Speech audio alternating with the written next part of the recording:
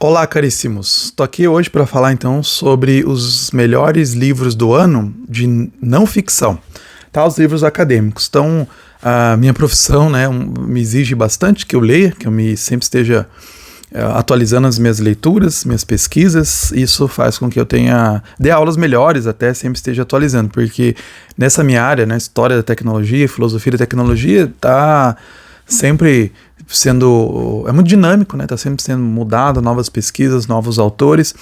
Então, eu sempre estou lendo nessa área e nem todos são exatamente todos os livros que eu selecionei aqui são necessariamente ligados à minha pesquisa específica, né? De visão cristã da tecnologia, transhumanismo, cibernética, né? Agora que eu estou entrando nessa área de cibernética e transhumanismo, mas todos estão aí então a ver um pouco, né, sobre essas questões que eu tenho me preocupado também, fora da minha pesquisa direta, mas às vezes alguma questão de internet, né, preocupações aí que tem com relação à internet.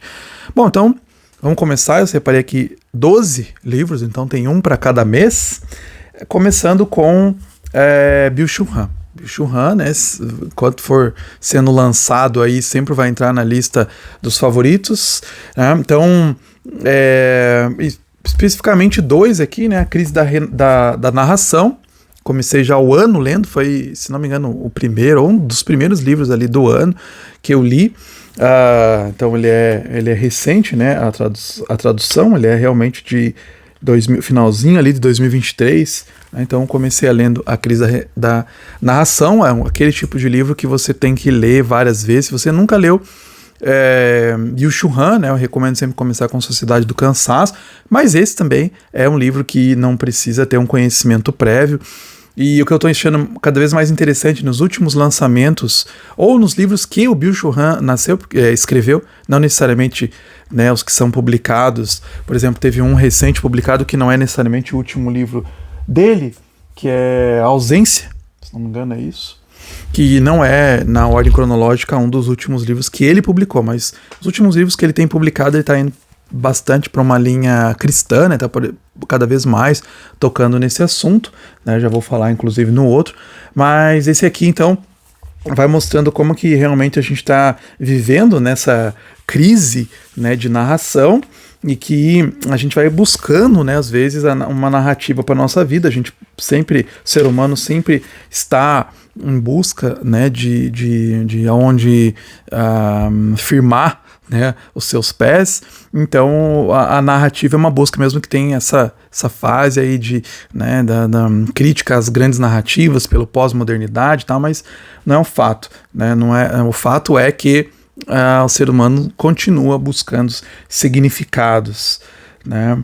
Então a gente vive, né, nesse mundo muito forte, desencantado e tal, né? Então ele vai mostrando essa importância da gente buscar as grandes narrativas, né? Buscar aonde a gente alicerçar, né, a nossa vida. Então é muito interessante, né? O livro tem um vídeo no canal, tá? Você pode olhar lá, eu vou deixar depois o link aqui.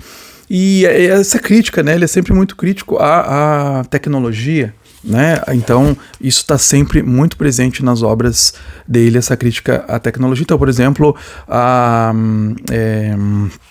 venda, o storytelling, que ele brinca, né? Ele chama de story selling, que está sendo muito comum. Vende-se uma narrativa para as pessoas, porque as pessoas estão nessa busca, então você vai vendendo, então por isso que prolifera coaches e tal na internet, né? Então a gente acaba sendo meros consumidores desse mundo, e aí, claro que as narrativas vão surgindo, né? Livraço. Como eu disse, 2 livros, né, do Byung-Chul Han. Não li na sequência, tá? Teve um no meio ali, alguns no meio, mas eu quis colocar já junto, né? Já tô falando do Byung-Chul Han. Então, esse aqui é O Espírito da Esperança. Sensacional, né? Contra a Sociedade do Medo. Esse, né, também bastante focado aí, né, na questão inclusive do cristianismo, né? Toca bastante no cristianismo, né? Fala bastante sobre os autores protestantes e tal, católicos, né? Martin Luther King. Então, assim, é um livraço. É o tipo do livro que a gente vai reler várias vezes, porque é muito bom de ler. E às vezes a gente pensa assim, né, que porque ele critica muito, às vezes, essa coisa de a gente ter sempre que fazendo alguma coisa, né? Tá sempre fazendo alguma coisa, né? A sociedade do cansaço nos chama, a gente ficar sempre fazendo. Mas ele vai falar isso que a esperança cristã, por exemplo, uma passagem, ele vai dizer, não nos leva à passividade inativa.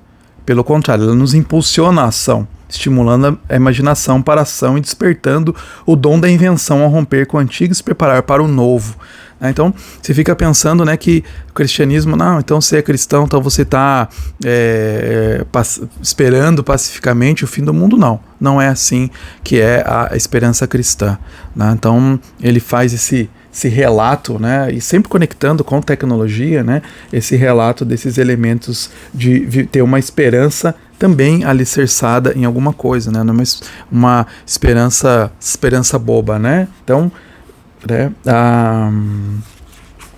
então é um livraço, né? Não vou ficar citando, tem aí também vídeo no canal para vocês verem, porque realmente é um livro que me mexeu bastante. E é um tema, né? Esperança é um tema que eu gosto bastante, assim, de ler, né? Eu ainda não escrevi nada especificamente, academicamente sobre esse assunto, mas um dia eu vou escrever porque é um tema que me chama muita atenção. Então, os autores que eu gosto de ler, meus autores favoritos, eles acabam falando sobre isso, né? O Jacques Ellul tem um livro sobre isso, o N.T. Wright, o C.S. Lewis, sempre, né, tem esse tema bastante presente, né? É um tema bastante forte entre os cristãos, né?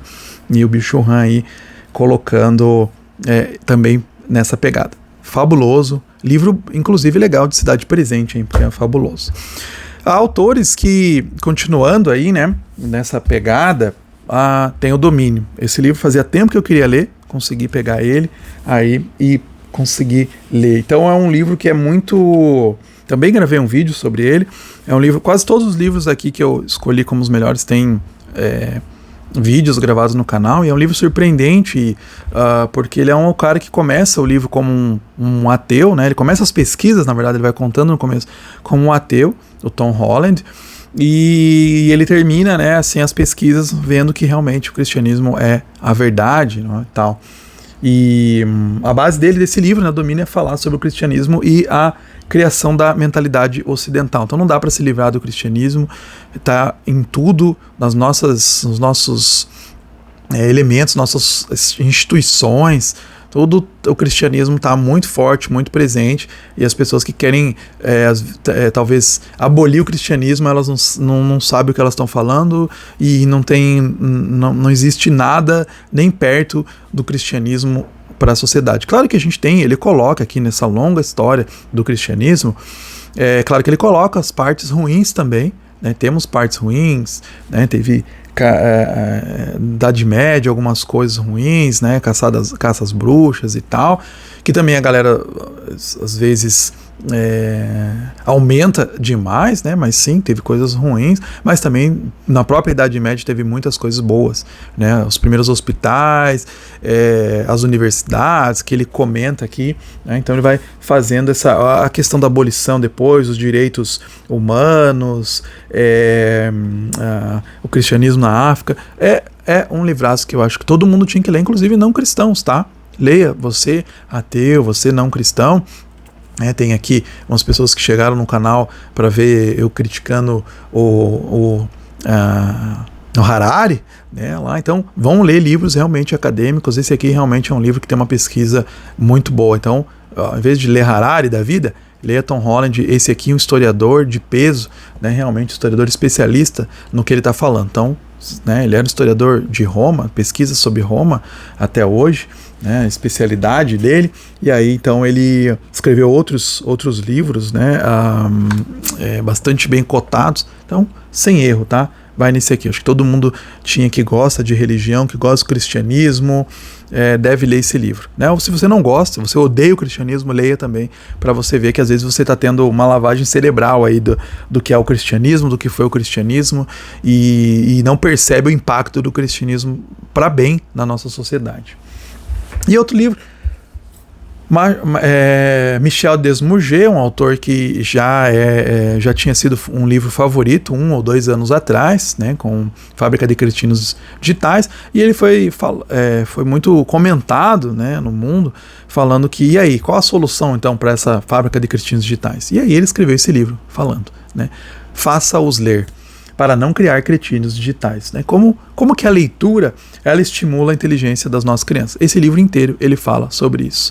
Tá? Então, se você é pai, se você é educador, né, então você tem que ler esse livro. Se você é professor de escola bíblica dominical, pastor, você tem que ler esse livro para ver o impacto que tem a leitura na vida das pessoas, né? Um mundo que a gente está, né, realmente índices de leituras baixando. No Brasil saiu aí recentemente uma pesquisa mostrando que o brasileiro está lendo cada vez menos. Então é um papel que a gente tem só depende de nós mesmos, né? Não, fora essas desculpas, dizer que livro é caro, que é inacessível, não, a gente, né, a gente gasta com um monte de besteira, a gente gasta tempo com um monte de besteira. Então tem bibliotecas, acho que faz a mudança começar em cada um de nós, né, para ler livros, começar a ler livro, ler pelo menos um livro por mês. Você consegue, você é capaz, todos nós temos tempo para conseguir ler pelo menos um livro por mês. Você já faria uma grande diferença. E aí ele vai mostrando os dados, né? O Desmurger tem isso, ele traz muitos dados apontando, né, como é importante, como faz a diferença na vida de uma pessoa ler. Então isso aqui, né, coloca as crianças para ler, tira o celular, dá de presente livros, né, e fomenta a leitura, sirva de exemplo em casa, né, para leitura. Fabuloso, tá? Fabuloso. Livro absurdamente bom. E aí um autor que também eu gosto muito, Richard Sennett, o próximo livro aqui da lista.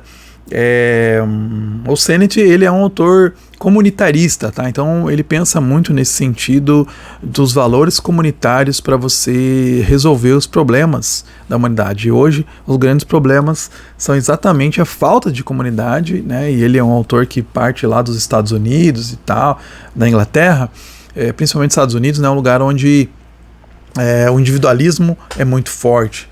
Então tem muitos autores surgindo aí nessa pegada, né, comunitarista, surgindo já há alguns tempos, tá, umas décadas já, né, o Sandel e tal, né, são autores aí, Charles Taylor, são autores comunitaristas. E o Sennett aqui nesse livro ele vai falar sobre construir e habitar, uma ética para uma cidade aberta. Ele vai falar sobre cidade, urbanismo, né? Se você gosta desse tema, você tem que ler, porque mesmo se você não gosta, é legal porque ele vai falando sobre as cidades, né? O exemplo das cidades é uma pegada mais sociológica, tá? Então vai mostrando as cidades, né? Paris, Chicago, Nova York, e vai vindo, né, desde ali mais ou menos a década de 1850, né, metade do século XIX, vai vindo, chegando para cá, pensando em cidades inteligentes, né, cidades mais atuais, né, questões climáticas, tá? O livro é deixa eu ver a data aqui, de 2018, tá? Então é um livro relativamente recente, né, para pensar essas questões. Deixa eu ver se a origem Então tem uma temática, uma pegada muito boa nesse sentido, né, comunitarista. Então eu gostei tanto desse livro que eu inclusive dou em sala de aula para meus alunos trabalhar com ele. Trabalhamos vários capítulos com ele aí, porque é um livro para discussão sobre tecnologia e cidades, fabuloso, tá? Então fica a dica aqui, se você gosta de qualquer um desses temas que eu mencionei, cidade, urbanismo, né, gosta das cidades específicas, né, capítulos ali falando sobre França, Paris e tal, menciona Brasil de passagem, tem um capítulo específico sobre o Brasil, mas menciona o Brasil de passagem. Um outro livro que não entrou, tá, na lista aqui, você tem que cortar, né, é difícil aí, mas que eu recomendo também, se você gosta de cidades. Esse aqui já não é uma pegada histórica, Metrópolis, do Ben Wilson, essa versão em inglês, mas tem uma tradução esse ano, inclusive, eu também uso com os meus alunos, esse aqui na disciplina de História da Tecnologia, né, mesmo, porque ele é mais historiográfico, e aí ele vai contando, né, a história das cidades, mas aí sim desde lá da antiguidade, tá? O Sennett, ele pega mais a partir aí, né, do século XIX, urbanismo e tal, né? O Ben Wilson, nesse Metrópolis, ele vai lá desde a antiguidade mesmo, 4.000 anos antes de Cristo, vai vindo das cidades antigas até a atualidade. Eu também gostei muito, né, desse livro, e aí mais recomendo aí para quem gosta dessa pegada, né, histórica.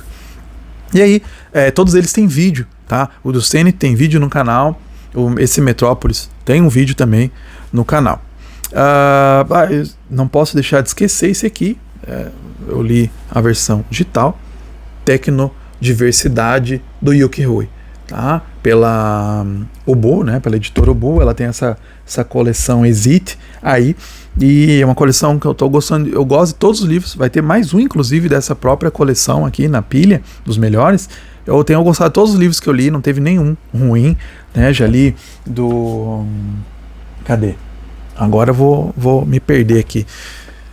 Mas, enfim, tem outros autores aí que eu já li. Tem aqui a Big Tech, do Morozov, né? Tem a coleçãozinha aqui dele também, excelente. Tem outros aí, uns 2, 3 que eu ainda não li. Sempre temas relacionados à tecnologia muito bons. E sempre uma pegada mais ensaística. Todos os livros que eu li têm uma pegada mais ensaística, assim. Então, esse Tecnodiversidade aqui do Yuki Hui é muito bom para introduzir esse autor. Ele tem outros livros, ele já, né, tem outros livros mais pesados, inclusive, né? E esse aqui, Tecnodiversidade, com alguns artigos, né, que não sem deixar de ser com notas de rodapé, sem ser academicamente muito bem escritos, mas é muito bom para introduzir a ideia, né, desse autor. Que a ideia é que a gente às vezes se foca num jeito só de produzir, né? Então a gente tem o capitalismo norte-americano, então todo mundo tem as revoluções sociais, todo mundo tem que ser desse jeito. Existem outras formas de pensar a tecnologia, outras formas de achar soluções, inclusive, para os problemas tecnológicos, né? Então ele vai falando assim, é legal que ele não fala assim, temos que jogar fora, descartar as tecnologias que a gente tem hoje, mas a gente pode pensar em soluções para além, às vezes, do eixo Europa e Estados Unidos, né? Ver que soluções, ver outros lugares como eles pensam, né? Esse ano eu pensei bastante, né, sobre para além desse eixo, né? Eu li livros de autores africanos, né? Inclusive tem aqui a lista dos melhores aqui no canal, as melhores leituras africanas do ano, e eu pensei bastante, né, como que tem outros valores, né? Eu estava falando agora sobre esses valores individualistas, né, dos Estados Unidos, do Ocidente, né, e ver às vezes, por exemplo, na África, né, que eles têm valores comunitários muito mais fortes, a família tem um papel preponderante, né? Então o Yuki Hui aí vai falando, né, nessa tecnodiversidade de pensar outros valores para soluções. É muito legal, acho que também quem se interessa por tecnologia tem que ler, porque vai nos dando outras perspectivas, né, com relação à criação de tecnologia, tá? Ver que existe outros modos. A gente fica às vezes focado, não, é só esse jeito que tem de fazer, é só esse jeito de uma sociedade se desenvolver, é só essa solução tecnológica, a gente tem que simplesmente seguir. Não, podem existir outras também. Vídeo no canal também. Próximo, que eu acho que é um livro também bastante necessário e é bastante acessível à leitura para todo mundo, tá? Talvez ali o Tecnodiversidade e o Yuki Hui é um pouco mais nichado, né? Esse aqui, porém, é para todo mundo, né? Eu acho que todo mundo tinha que ler, porque é um problema assim muito forte, né? É uma ação dopamina da Anna Lembke. Olha o subtítulo: porque o excesso de prazer está nos deixando infelizes e o que podemos fazer para mudar. É irônico, né? Como que essa busca por prazer está nos deixando infeliz. Então, ela não foca só em celular, né? Mas eu acabei focando bastante, pensando bastante nesse tema, que é o meu tema de estudo e tal, mas ela vai focando em várias outras, né, alimentação e tal, né? Então, como que a gente tem buscado isso, né? E fugir do sofrimento, né? Então, os Estados Unidos está passando por problemas bem sérios, né, com isso, com relação aos opiáceos, né, que ali as pessoas têm uma dor e tal, então eles vão correndo, né, tomar remédios e tal, então não pode sentir nenhuma dor, né? Então, claro que você vai trazendo um problema bem sério isso, né? Você não sabe que a dor, né, é uma manifestação natural do corpo para dizer que alguma coisa está errada. E se você fica se entupindo de remédio, você não tem como, não é curado e você não vai atrás da causa daquela dor, né? Mas você só combate, né, ali o sintoma, né? Então é bem legal. Então ela vai falando sobre jejum de dopamina, que a dopamina é assim, né, eu comento um pouco mais no vídeo, também gravei um vídeo sobre esse livro, né, que você tem aquela descarga momentos antes de você fazer uma atividade que você vai considerar prazerosa, né? Então tem aquela descarga de dopamina, um neurotransmissor no cérebro, né, que para muitas coisas é bom. Então se você gosta de fazer exercício, você já coloca o tênis, você já tem uma descarga de dopamina. Só que o problema é que vai para coisas ruins também, como por exemplo usar celular, né? Você começa a salivar até, né, antes de usar o celular. Quando você fica um tempo sem celular, você chega, né, e tem aquela alegria de tocar no celular, né? Então essa dopamina é um problema porque a gente fica em busca sempre de mais e mais e mais, né, descargas maiores até, né? Então o celular, talvez ali só uma rede social não é bastante, você quer ter mais, porque você publicou a foto e poucas pessoas curtindo, então você quer ter mais aquela alegria, né? Então isso vai gerando problemas fortes e vai, né, indo cada vez aumentando mais, vai gerando esse vício muito forte. Então ela vai falando, né, o jejum de dopamina, né, uma busca por mudar isso na nossa vida, né? Então é bem interessante, né, o livro, assim, é introdutório, tá? Não é um livro assim profundamente, tá, né? Tem até, eu senti falta um pouco, né, de mais profundidade, mas assim, é um livro que é introdutório, né? Como introdutório é bom, né, para a gente inclusive buscar e ver, né, o que tem na nossa vida, né, problemas que a gente tem não só com o celular, mas com outras coisas nessa busca, né? Então também a recomendação. O livro que eu acho que é um dos únicos aí que não tem um vídeo é esse aqui. Esse é um livro acadêmico que eu li por diversão, que é uma biografia de Paris, né? Então é belíssimo, um livro grande, né? Mas do Colin Jones, mas é muito gostoso, é um historiador britânico ainda, né? O que o cara, esse britânico vem falar de Paris, mas é bem legal, é muito gostoso de ler, muito tranquilo, né? Mas é bem focado, né? Para quem tem interesse, né? Assim, na Paris, né? Se você quer visitar um dia, ou já visitou, né? Você quer se aprofundar um pouco mais, né? Recomendo demais, assim. Mas porque às vezes é um problema porque ele é muito detalhista em muitos momentos, né? Então às vezes você, né, fica assim, apesar de ser bem escrito e gostoso de ler, tem esses longos detalhes, assim. Mas é bem legal, bem gostoso, muitas informações interessantes, né? O primeiro restaurante que surgiu, por exemplo, né? Ele vai falando por que surgiu, né? Essa ideia do restaurant, de descansar, né? Ou não é essa pronúncia, né? O R é diferente francês, mas essa ideia do descansar ali e tal, né? Então vai contando várias dessas passagens, a Sorbonne, a fundação da Sorbonne, a fundação dos primeiros restaurantes, formação, né, da culinária, a construção da culinária e tal. Então é uma grande viagem, gostosa viagem, assim, apesar de ser longo e detalhista em alguns momentos, é bem agradável, tá? Então, gostei bastante. Eu gosto de biografia, gosto de cidades, né, de estudar, de ler sobre cidades. Então é uma das melhores, inclusive, tipo, biografias, né, falando sobre uma cidade. Acho que é uma das melhores que eu já li, né? Já li outras sobre outros lugares, Barcelona, Londres mesmo, inclusive, mas essa aqui foi uma das que eu mais gostei, né? Devia ser um padrão que eu vou buscar em outras biografias, né, de cidades.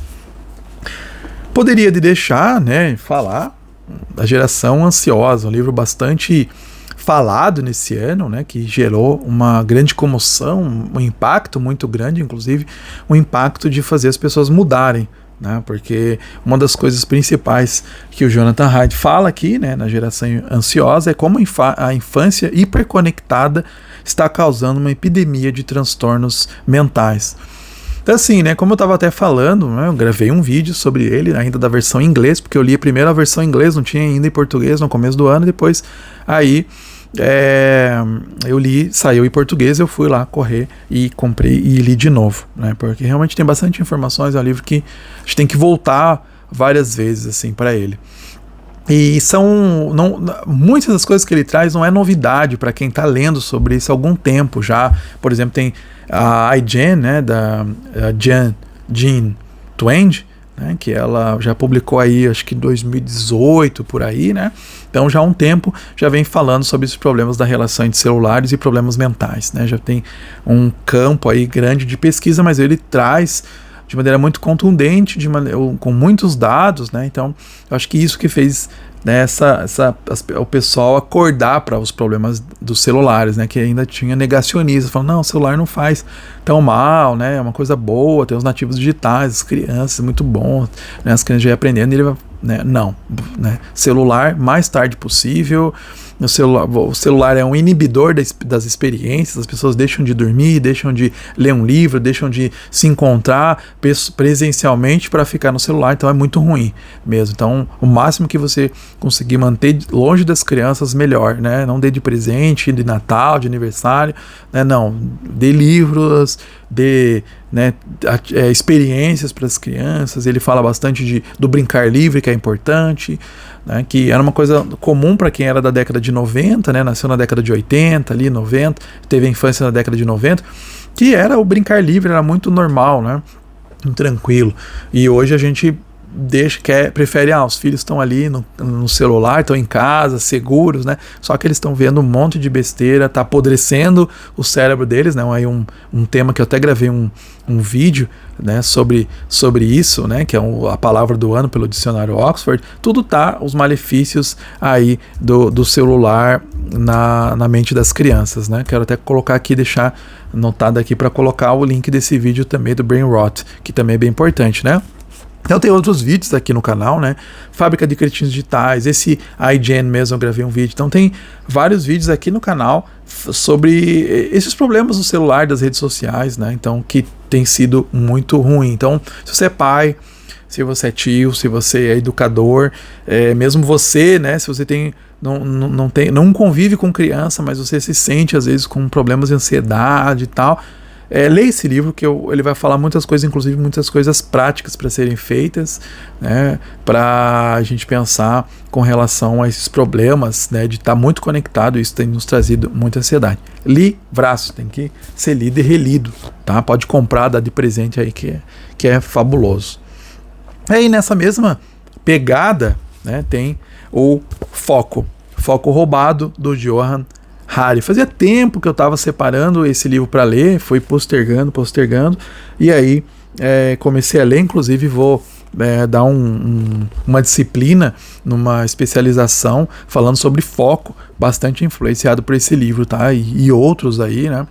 A gente tem uma dificuldade bem grande hoje de focar, acho que todo mundo percebe isso, né, de assistir um filme sem pegar o celular, de ler um livro 1 hora sem pegar o celular, né, a gente está totalmente desfocado, né, então acho que a gente precisa ter mais essa atenção, né, então eu acho que esse livro aqui nos ajuda bastante, né, e é um livro assim que eu gostei muito, vou usar bastante, né? Então ele vai trazendo, ele tem uma pegada jornalística, tá? Um autor assim que escreve numa pegada jornalística, mas sempre trazendo os dados, e tem críticas também muito boas a outros autores que escreveram e tal, então assim, é muito legal, né? Fala bastante sobre TDAH, inclusive, né? E eu ia lendo as partes do TDAH, e como eu não conheço, né, sobre o assunto, eu ia perguntando para um amigo, né, que conhece bastante sobre isso, o Bruno Porré, que falava, né, para ele, ô Bruno, e aí, essa parte? Ele falava para ele, que é verdade isso aqui? Será que é isso mesmo? E aí o Bruno falava, sim, é isso mesmo, né? Ficava assim, caramba, é isso mesmo, que absurdo, né? Não, e é isso mesmo. Então, bem legal essa relação de tecnologia e TDAH, legal, mas triste também, né? E dos problemas que trazem, assim, né? De a gente abusar dos celulares. Então, realmente é um chamado a uma mudança, né? Você vê, Geração Ansiosa fala sobre isso.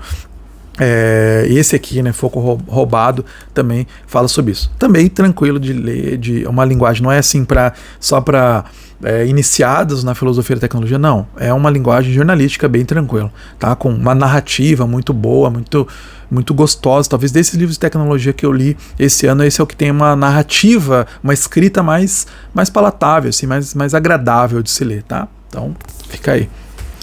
Aí uma pegada mais de filosofia da tecnologia, apesar de o autor, acho que ele não é dessa área, não lembro qual que é a formação dele, mas é esse aqui, outro da coleção Exit, da Obu, né, da editora Obu, e que a Terra Arrasada, Eu quero gravar um vídeo sobre ele, não tem um vídeo sobre ele. Esse do Foco também roubado tem um vídeo, desse aqui não tem, eu quero gravar porque eu gostei muito desse livro. São também uma pegada mais ensaística, mas ele vai falando assim, né, que como que essa era digital, né, tem fragmentado muito a nossa sociedade, a nossa mente e tal, né? Então, como que, por exemplo, ele fala bastante sobre a visão, né? Como que o capitalismo vai captando a nossa visão, vai transformando a nossa visão e vai nos influenciando até a maneira como a gente vê as coisas, como a gente assiste, né? Então, assim, é também uma crítica muito contundente, tá, ao capitalismo, né? Eu acho bastante necessário essa crítica que ele faz aqui, né, de que a tecnologia, o capitalismo, né, hoje digital, tem essa prática de uma terra arrasada, né, mesmo ele quer detonar, no caso, a terra arrasada é a nossa mente, né, não só o meio ambiente, né, mas a nossa mente. Então tem uma passagem que eu até postei lá no Insta, que é assim, olha só: a internet é o equivalente digital da ilha de lixo que se expande rapidamente no Oceano Pacífico. Em seu interior, o acúmulo de detritos das redes globais assoreia todas as vias capazes de ensejar trocas vivas entre indivíduos ou comunidades. Então não dá, fica ruim, fica sujo. A imensa e interminável aglomeração de dados, seja na forma de imagem, seja na de linguagem, produz uma cacofonia e uma desorientação entorpecedoras que reduzem a capacidade de pensamento e suplantam a possibilidade de diálogo, né? Então, assim, tá ruim na internet, né? Virou um lixão. A gente não consegue mais conversar. Tem muitos agora, né? Tem muitos bots aí, muitos robôs publicando. A gente agora tá lançando coisas criadas pela própria inteligência artificial de volta, né, nesse ambiente. Então, assim, tá ficando bastante ruim, né? Então esse livro vai falando sobre isso, né? Para além da era digital, rumo a um mundo pós-capitalista, né? Não necessariamente acabar com o capitalismo, né? Mas assim, a gente precisa pensar para além disso. Esse capitalismo tem dado muito errado. Esse capitalismo da era digital, né? Ou como a Shoshana Zuboff chama, né? Esse capitalismo de vigilância, né? Tem produzido coisas muito ruins. E a gente tem que superar isso, né? A gente tem que passar a mudar isso, né? E aí ele vai apontando como é bastante danoso esse capitalismo. Muito, muito bom, tá? E para fechar, infelizmente não temos nenhum livro desse autor em português, Matthew Crawford. Há muito tempo o Fernando Pasquini falava para mim, né? Li esse livro, ficava falando, tem que ler, esse livro é muito bom, postava passagens, né? E aí finalmente, né, eu peguei coragem aí para ler e eu peguei esse aqui, The World Beyond Your Head, né? Como se tornar um indivíduo numa era de distração. Mas não é um indivíduo assim, né, egoísta e tal, no seu cantinho, não. É uma era em que a gente está extremamente distraído, né? A gente se junta nessas massas amorfas, né, via nas bolhas e tal, né? A gente não pensa mais com as nossas mentes, né? A gente está pensando com mentes emprestadas, né? Então ele fala bastante sobre essa questão da distração também, né? Muito temas que eu li esse ano, né? Que eu estou pensando bastante, né? Esse ano aí no foco, nesse foco roubado, né? Do Harari, no Geração Ansiosa, né? Então o Crawford também vai falar, esse livro é de 2015, tá? Então ele já está falando sobre problemas de atenção lá em 2015, né? Para lembrar, o primeiro iPhone, né, que é o primeiro smartphone, é de 2007, né? Então a gente, no começo era só alegria, né? E a gente começa a ver os impactos disso, né, alguns anos depois, né? Talvez você vê assim que começa a surgir bastante livros a partir de 2015, por aí, né? Então, da Jim Twenge é de 2018, se não me engano, né? Você vê que 10 anos depois, né, que começa a ver os problemas. E agora, todo mundo não tem dúvida, né? 2024, ninguém tem dúvida mais que os celulares são um problema. E o Matthew Crawford aí, né, em 2015, né, lança esse livro falando sobre essas questões de atenção, né? Então ele tem uma pegada muito legal, porque ele, além de professor, né, ele é professor de não lembro qual que é a área específica dele, Mas ele também tem essa coisa de pensar da parte de motos, né? Ele também tem uma loja, faz componentes e tal, gosta de arrumar motos e tal. Então ele tem bastante essa parte que ele gosta bastante de citar, inclusive, como os exemplos, né? Nisso da concentração, de você escolher um hobby, ou de você escolher uma atividade que você se concentra bastante ali, né? Então é muito legal isso, né? Ele gosta muito de citar um autor que eu gosto muito, né? Na verdade, dois autores que ele cita bastante, o Michael Polanyi e o Albert Borgman, né? Que são autores que são críticos dessa visão tecnológica que a gente tem, né? E como pessoas que falam pra gente se desconectar mais, né? Principalmente o Albert Borgman. E o Matthew Crawford vai para essa pegada também, né? Ver como que os objetos, né, a sociedade, a própria realidade virtual, né, e tal, ela vai nos criando para um ambiente de distração, e a gente precisa reconectar, né, desconectando aí do mundo virtual e reconectando com coisas que fazem sentido, com a natureza, com as pessoas, com os objetos, né? Então essa é a crítica, essa grande crítica, né, que ele faz, assim. Também é um livro muito bom, acho que devia ser traduzido, né? Porque é um livro que mesmo que já é 2015, vai fazer 10 anos, é um livro muito atual, assim, não é um livro que também vai ficar defasado, até pelos exemplos, mesmo exemplos tecnológicos. Às vezes você vai ler uns livros mais antigos, o cara tá falando de BlackBerry, né? BlackBerry e tal. Não é o caso, né? Mas parece assim, meio defasado, né? Você lê assim, os caras nem sabem o que ele tá falando, né? Coisa mudou muito, né? Desde o BlackBerry até hoje, mas tem coisas, né, que a gente vê essa questão da atenção já há algum tempo já, pessoas vêm falando, né, que a nossa sociedade tem desde um McLuhan, que vem já lá na década de 50, 60, né, já vem falando que a nossa sociedade vem produzindo Hannah Arendt, né, tal, mas esse autor, então, ele meio que tem uma pegada original até, assim, né? Mas ele vai trazendo não muitos dados, mas muito mais uma pegada filosófica, né, dessa questão da atenção, tá? Então, super recomendo, um autor bem gostoso de ler, com uns insights muito legais, assim, tá? Então, O Mundo para Além da Sua Cabeça, né? É esse que é o título aí que seria traduzido. Recomendo demais, tá? Primeiro livro do Crawford que eu li, com certeza eu vou ler outros. Então, esses foram aí os meus 12 livros favoritos de não ficção do ano, né? Eu gosto muito de ler. Vocês viram aí que nem todos são relativos à minha pesquisa específica, né? Tecnologia e tal, tem ali sobre Paris, sobre cidades e tal, mas são temas que eu gosto também, né? De pesquisa, de ler também, né? Então foram um total de no ano 37 livros acadêmicos que eu li, porque eu me foquei também em escrita, né? Aí saindo um livro meu que vai sair em 2025, um outro livro meu, né, que vai sair em 2025, alguns artigos, então, e já pensando nesse tema aí do foco, uma coisa que eu quero me aprofundar ainda mais, né, que eu gosto muito desse tema, né? Então são esses aí os favoritos do ano. Teve muitos livros, acho que são raros os livros ruins que eu li. Teve 2 aí livros que eu achei ruim do ano, né, que tá aí também, que eu postei, né, como desindicação no canal, né, mas foi um ano muito bom de leituras.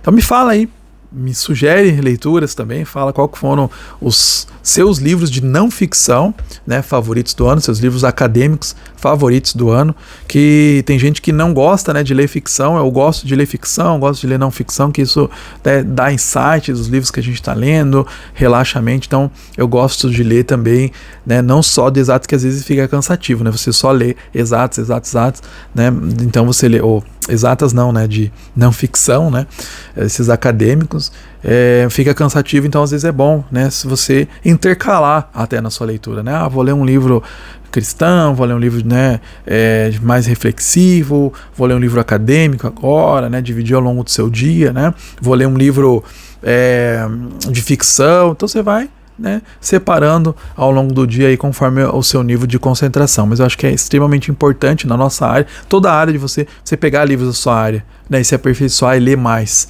né, da sua área, mesmo que você seja um engenheiro, né, eu falei de exatas, né, você se aprofundar na sua área, eu acho que é extremamente importante. Então fica aí as minhas sugestões de leitura, são todos livros que eu com certeza vou reler na minha vida e que eu indico com certeza todo mundo ler esses livros aí de não ficção do ano. Então vamos já pensar na lista de 2025, que livros que estão aí na lista que você quer ler em 2025, você quer ler, já leu algum desses que eu mencionei, né? Então comenta aí. Abraço.